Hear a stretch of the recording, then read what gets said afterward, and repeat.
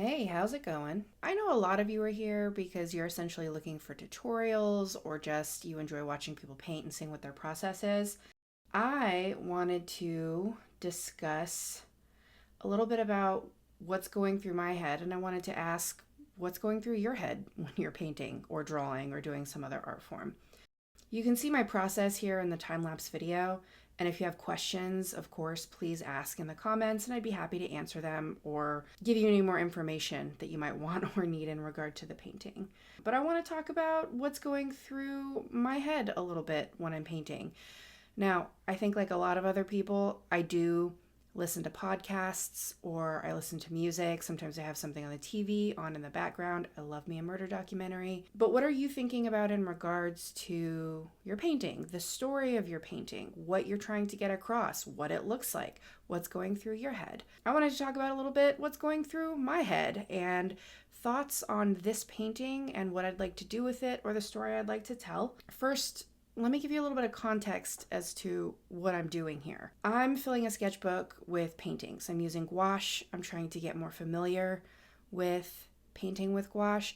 I, of course, have sketchbooks that are just doodles and scratches and a mess. Not that this sketchbook is not a mess, but I'm trying to be a little bit more refined, a little bit more purposeful about what I'm filling it with. The reason for that is that I have some stories I want to tell. I'm interested in telling a story with my paintings, and not just maybe a story within a single painting, but I'm also interested in the idea of making a comic book or an illustrated book. So I'm taking this sketchbook as an opportunity to kind of refine the style that I'd like to use moving forward and some of the stories that I want to tell. So when I'm working on paintings in this book, I'm trying to think about what is reasonable detail to accomplish when working on multiple pieces of art for a single project, but also what comes across the way I want it to, because I don't want it to be overly simple. I really enjoy like a comic book style, but I like the newer, more artistic comic books. I don't want it to just be lines and flat colors. I want there to be a little bit more art to it. I want the art itself to tell more of a story, which I know that sounds stupid. Comic books, it is art telling a story. But I just like a little bit more. I want it to be a little bit more. So I'm refining the style that I want to use. I'm experimenting with how much detail I can use, and I'm experimenting with how much detail I can get away with in a reasonable amount of time. I think I've said that 4 different ways, but hopefully you get the idea. If not, ask a question. I'd love to answer you. So for me, each of these paintings starts out with just a general concept. So I went into this working on basically background scenes, working on scenes that aren't necessarily focused on a character or an action that's happening, just a place. I need work on backgrounds. I'm working on backgrounds. I need to decide what I want to do with my backgrounds. So I've made a few different sketches of backgrounds. I did another painting previously of the cottage. This one is just a general cabin in the woods. Initially, it was just a scene of like a river and a waterfall in the woods. I decided to add a little cabin to it. I want there to be a little bit of a hint of story in each of these paintings to get to the point of what's going through my mind when I'm painting.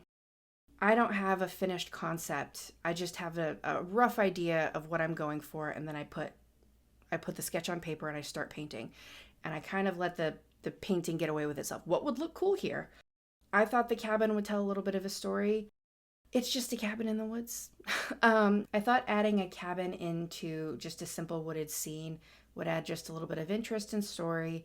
Also help me start working some, elements into a nature setting, make a background a little bit more interesting. But as I'm painting, I think, oh man, if I have this ledge stick out a little bit further, is it going to look right? Does it mess with the overall composition of the piece? Is it missing something?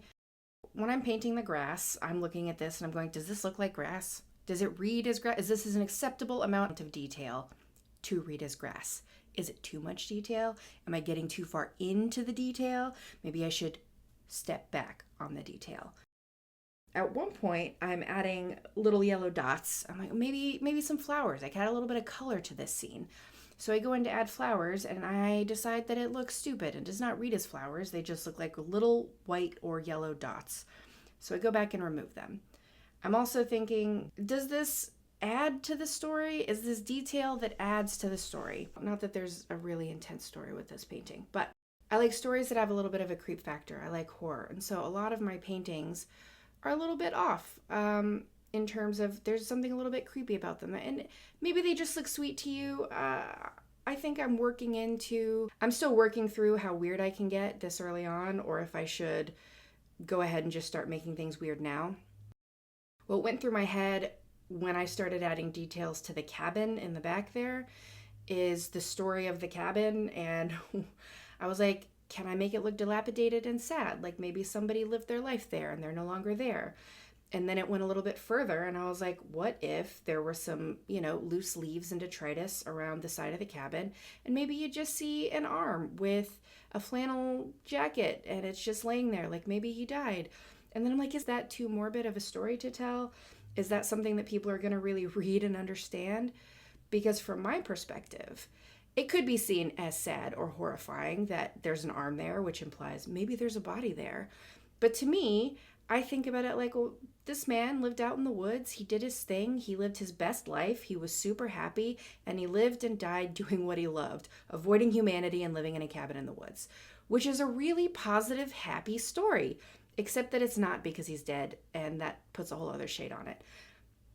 That's what's going through my head when I'm painting things like this, is what is the larger story I could be telling with this sad little cabin in the woods? And why is it sad? Why does that have to be a sad thing? I don't think it has to be a sad thing. I think it can be a very cool thing. I really have considered going back and adding him in.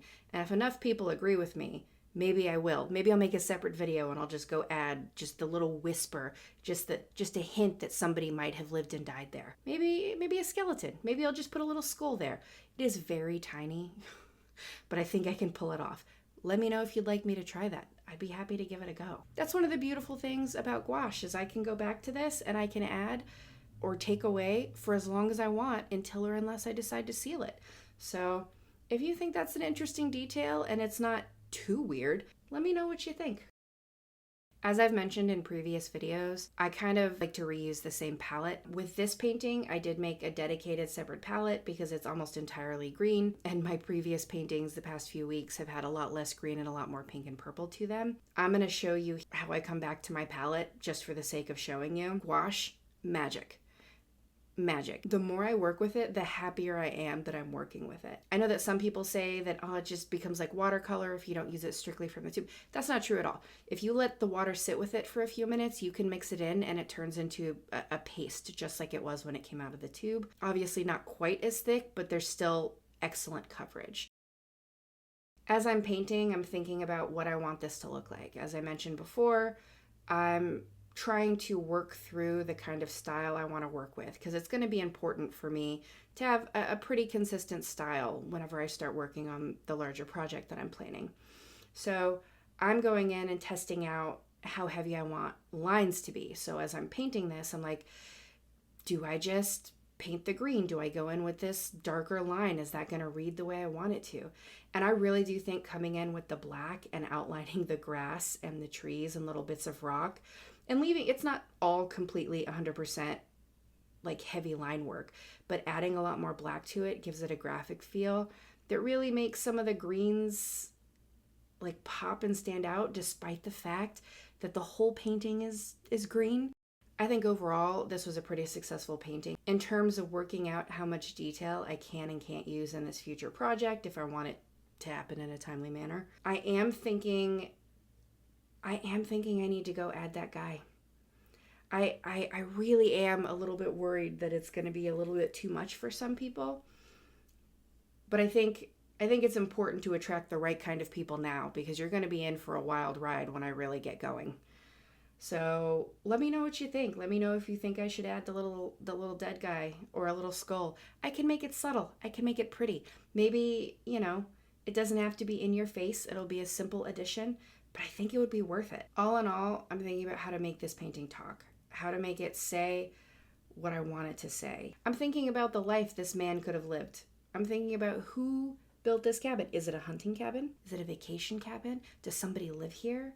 Is somebody living and dying here? Is somebody just going about their business? Are they hiding from the law? what do these details imply about the painting as a whole? And it's just kind of a constant stream of like, what if I did this? What if I added this? I did keep it relatively simple. It is just foliage and a simple little cabin in the woods. I'd like you to tell me what you think about when you're painting. How do you determine the direction of your painting? Do you plan it all out ahead of time, or do you kind of fly by the seat of your pants like I do? If you like this video and you're interested in seeing more of my content, please like this video, subscribe, and I'd love to hear from you. I hope you guys have a good day, and I'll see you at the next one.